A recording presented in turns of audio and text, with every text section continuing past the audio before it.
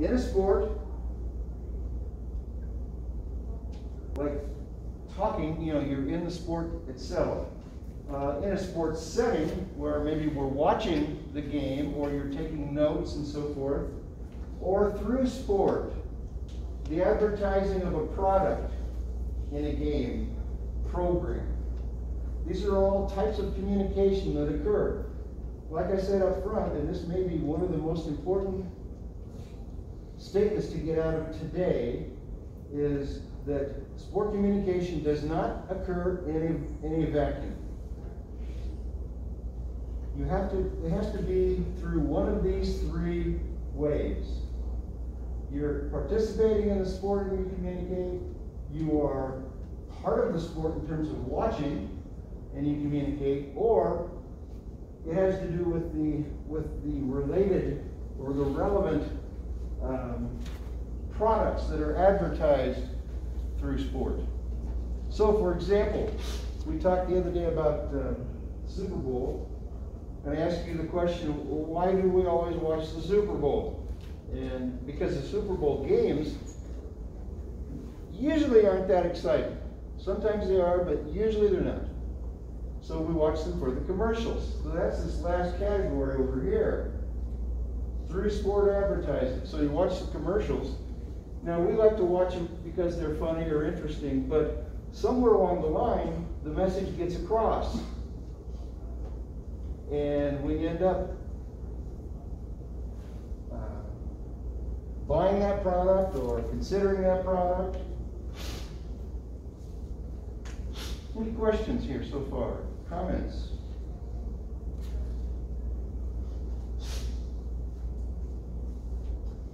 We mentioned earlier today that communication happens through a transmission of signals. In other words, it doesn't have to be something that's said. You don't have to have a sign up there and read. Here's two examples on the slide. The one on the right, we know what that is. The guy got a brush back. And if you see a picture of that, you could tell me right there. I mean, you may even know the actual player and the story involved, but you probably could tell me, well, the batter was probably crowding the plate, and the pitcher's setting him up for an outside pitch, so he's going to crowd the batter with an inside pitch and make him think about it a little. Stick it in his ear. Or you look at the other picture here. Now this is one of the most famous pictures of Olympic sport ever.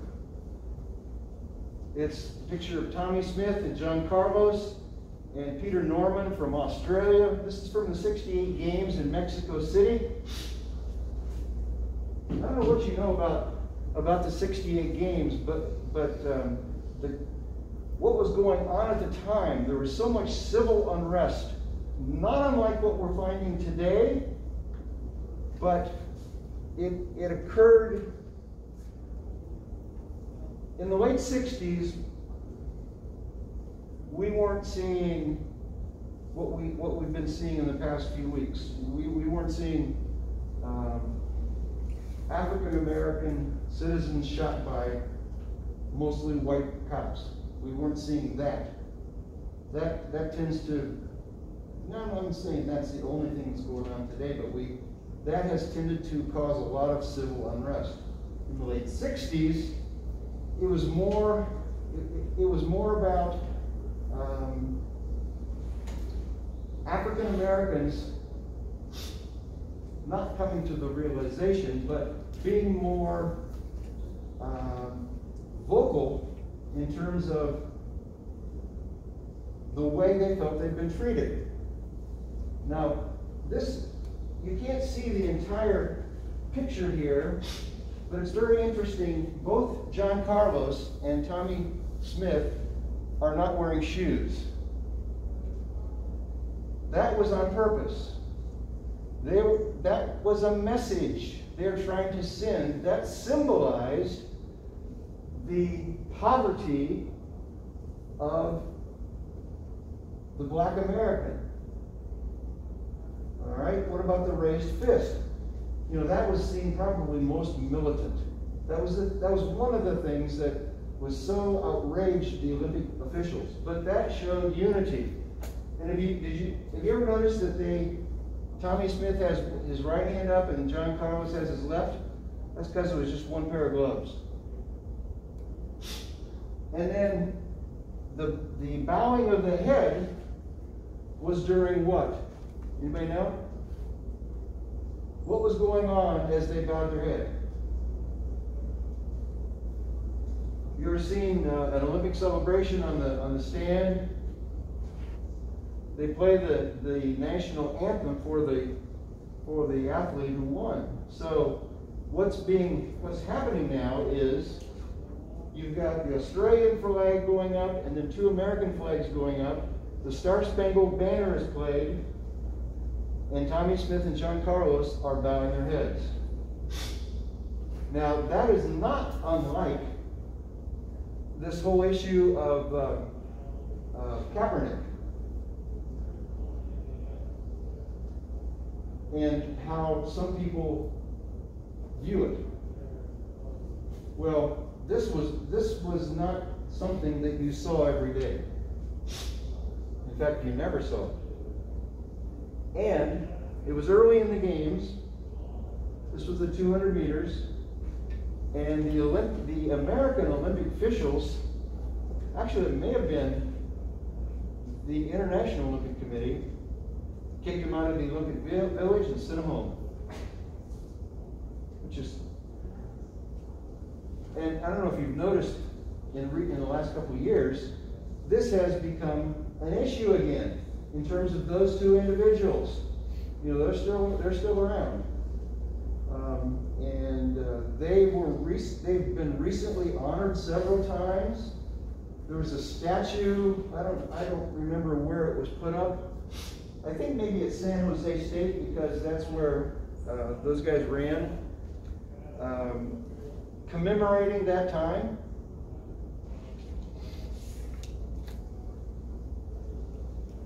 The message that was sent, there was not a word spoken, but it was as loud as it could be. They didn't say a word, and it was like shouting from the rooftops. What a message. Now, to give you just a little background, prior to the games, they were being encouraged not even to go. There was a sociologist by the name of Harry Edwards. I think he's still living. He taught at Berkeley. Big 6'8" guy, threw the disc in track, probably played basketball, I'm guessing. He was encouraging them, along with all the other African Americans, Bob Beamon and some of the others, not to go, to protest, and really let that be the message. Well, can you imagine that happening? You know, at that level of competition? That didn't go. You know who else was there as kind of a delegate for the U.S.? Jesse Owens. Jesse Owens, as you may know, was an Ohio product. He went to Cleveland East Tech, then he went to Ohio State. And in 1936, he's the one that won 4 gold medals at the Berlin Games. In 1935, the Big Ten track meet, he set or tied 4 world records in 90 minutes. This guy's like an American track hero. Well, by the time the 68 games rolled around, he's in his 60s. The American Olympic officials called on Jesse Owens to come and talk to the black contingent of athletes, the Americans, trying to, which when you really think about it, it's kind of outrageous that they're asking Jesse Owens to come in and try to calm the African American athletes. What's he going to say? Well, whatever it is he said didn't go over too well. Do you know what they called him? It's a really derogatory, I'm not talking about, it's a derogatory term for an African American who talks along the lines of a very conservative white crowd. Do you know what they called him? Uncle Tom. Are you familiar with that term? You've heard that before. They call him an Uncle Tom, which is just about, you know, almost the worst thing you can say. And the fact that he was, I don't know exactly what he said, but his message, which was verbal, he encoded in such a way to calm the team down, and it was interpreted as, wait a minute, don't you support us? That's exactly what happened. He encoded it in such a way that he's trying to get them to settle, to, you know, let's smooth things over. We know Tommy and John are gone now, but we can carry on. That's how it's encoded. But it's decoded as, Jesse Owens, have you sold us out? Don't you support our what we're saying? So that was kind of nothing came of that very good. There were some demonstrations after this one. None of them were quite as I guess almost not serious, but as blatant, I guess, if you want to use that word. There was a couple other demonstrations, but nobody else was sent home. And the 68 games goes down in the history books as one of the most misunderstood messages of the American people at the time.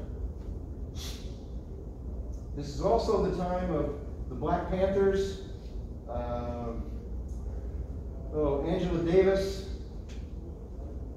and it was just 2 years before, do you know what happened at Kent State on May 4th, 1970? Anybody know? On May 4th, on the campus of Kent State University, 1970, they were still having campus unrest all around the country, and the governor sent in the National Guard, and they moved on the students and shot and killed 3 for sure, maybe 4, and critically wounded a bunch. Yeah, every May 4th, there's not a celebration, but a remembrance of what happened in 1970 at Kent State University. Now we will go into that one. We'll maybe talk about that another time or another class. But any thoughts or comments about this?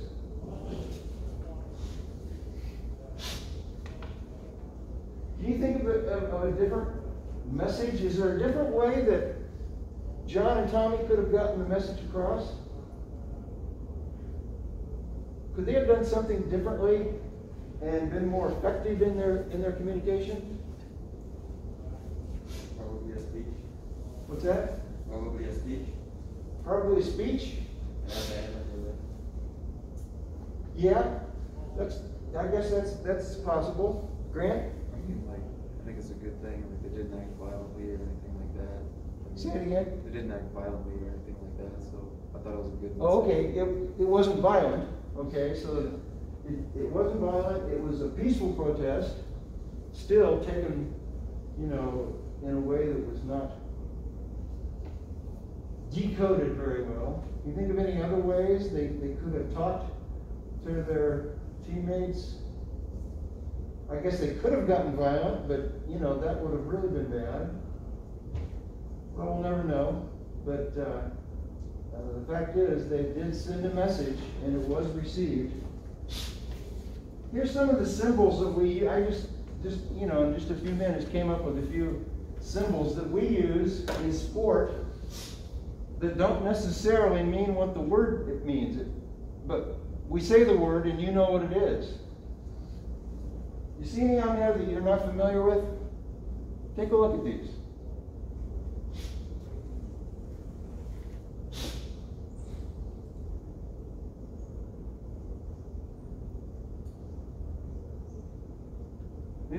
Anybody see a phrase that is unfamiliar?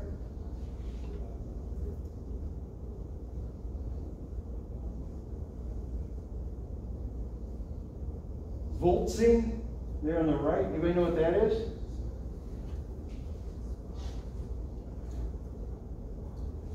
Voltzing is when a pole vaulter goes up, he clears the bar, and he turns and he pushes the bar back on the pins to hold it there when he falls. And it was first done by a guy named Dave Volz. And it was soon outlawed, and now they call it Voltzing. What else?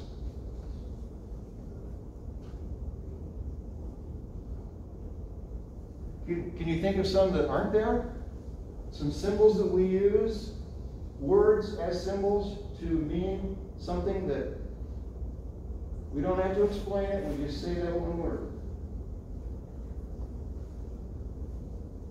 You know, like when somebody throws up a free throw and it, hammers the back of the iron and somebody says break. Well, we don't even have to see it. We know what they did. What do you mean break? Where's break? Oh, you know what I mean. Or dinger, what is that? Home run. Any on there that you're not familiar with, or you have one that I haven't got up there? Grant. What is Gorilla Juice? What is what? Gorilla Juice? That is kind of dated. Back when, in the middle 70s, early 80s, colleges, actually at that time, steroids were not illegal. And I was coaching at the time, and there was another college in Ohio that was pretty well known for its throwers taking Dianabol, which was one of the more popular drugs, and they called it Gorilla Juice. It just was they just came up with this name that instead of saying Dianabol, they called it Gorilla Juice. It just means it's a performance-enhancing drug, a PED. Anything else on there? Run the century? What's that?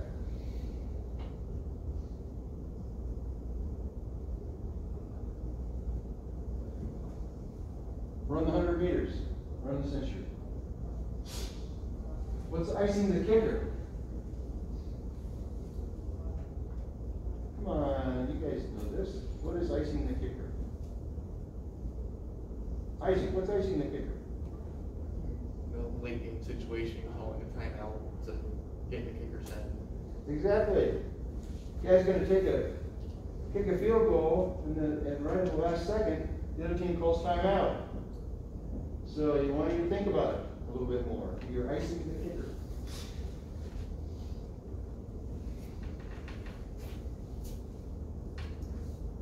A couple pictures there. The one with the fans, they're doing the chop. Probably Atlanta, the Atlanta Braves. We'll see if they continue doing that. I don't know. What's the kind of message is there? Well, some people find it an offensive message. Everybody who watches the NBA is they could just see that NBA logo at a glance and know, oh, that's the NBA. Anybody know whose likeness that is? Who is it? Jerry West. Jerry West. Jerry West played back in the 60s in college, but he made this move at this one point in pros, and then somebody picked it up and And we're familiar with how umpires in baseball, call it out, in various ways of, these are all symbols, and they're messages that either we say a phrase or don't say a phrase and give it some type of a emotion, and people understand it.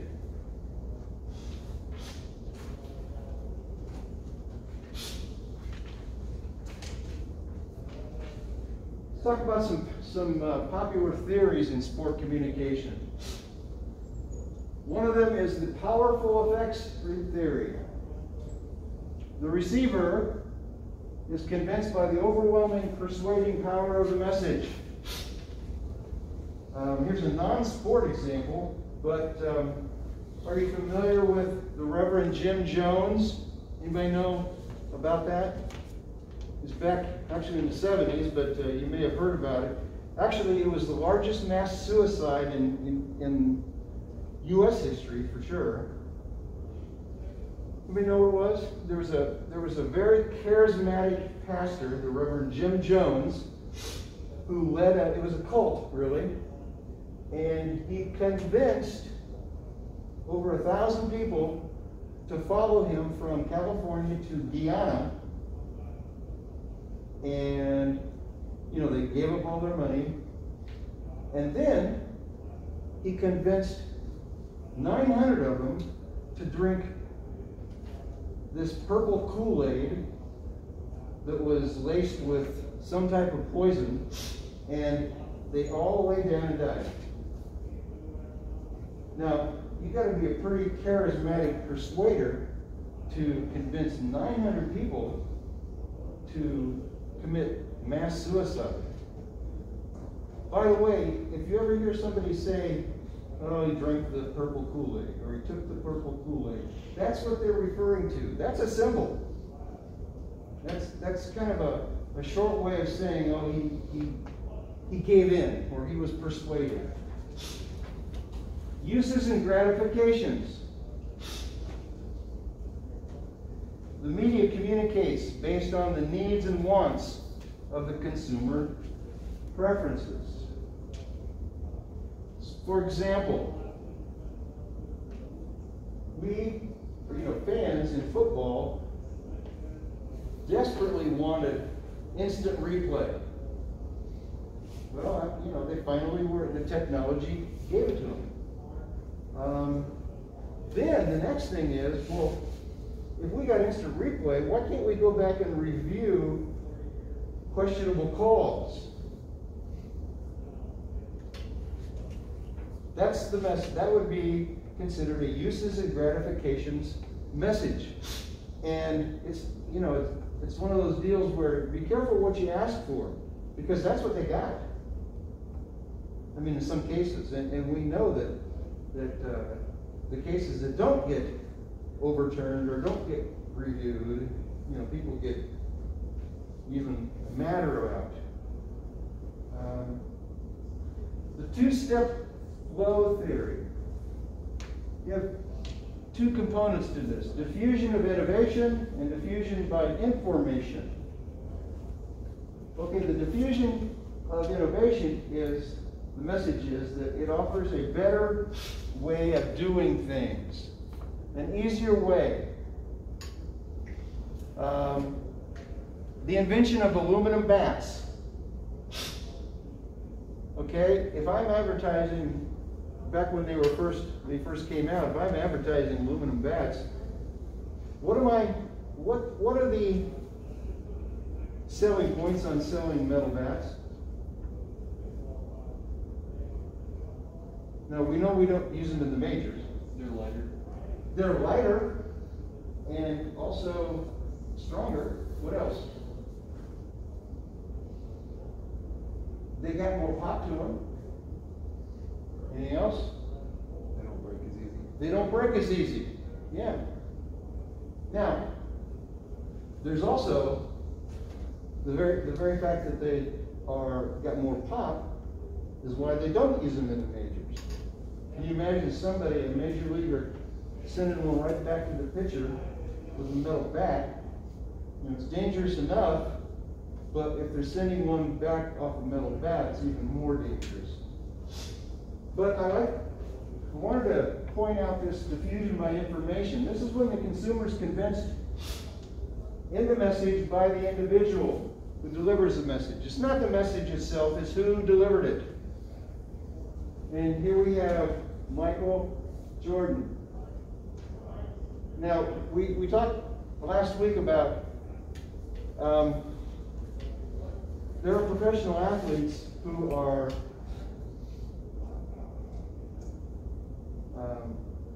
we only see them in their uniform because we wouldn't know them out of their uniform. Well, Michael Jordan started that way, but now it doesn't matter what he's wearing, we recognize it. And supposedly, according to this theory, just because Michael says it, we might be persuaded to do it. Has that ever happened? I mean, not just Michael Jordan, but have you ever been persuaded to use a product, buy a product, because a particular person endorses it? Can you think of an example at all?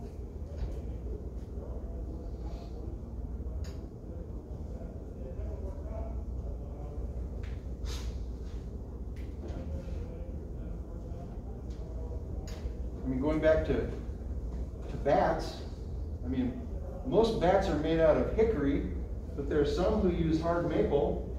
You might be persuaded, if you knew a particular batter was using a hard maple bat, well, if he uses it, you know, then maybe I should try it too. That's the idea there.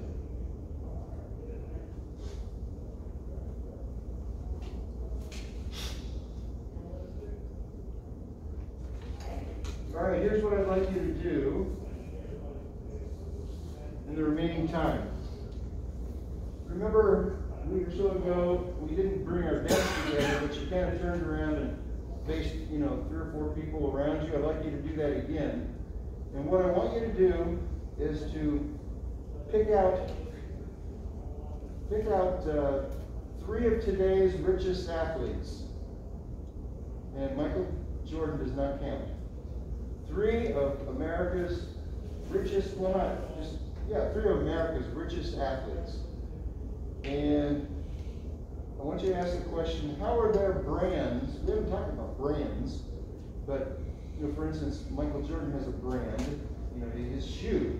You know, everything that he endorses pretty much has that image of him taking off from the foul line and dunking.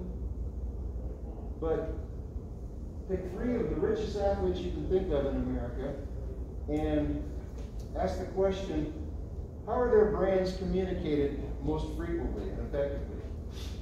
Is it on TV? Is it through their product?